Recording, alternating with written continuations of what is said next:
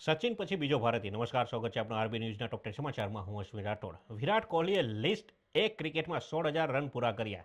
સચિન પછી આવું કરનાર બીજો ભારતીય બન્યો. મતદાર યાદીમાં ફક્ત ભારતીય નાગરિકોના નામ હોવા જોઈએ તેવું મુખ્ય ચૂંટણી કમિશનરનું નિવેદન. ઇસરોના બાહુબલી રોકેટ LVM-3એ યુએસ સેટેલાઇટ બ્લુબર્ડ બ્લોક 2ને સફળતાપૂર્વક લોન્ચ કર્યું. મધ્યપ્રદેશમાં 63 વર્ષીય ભાજપ નેતાએ કોંગ્રેસ મહિલા નેતા સાથે કર્યા ચોથા લગ્ન. નવી પત્ની 18 વર્ષ નાની.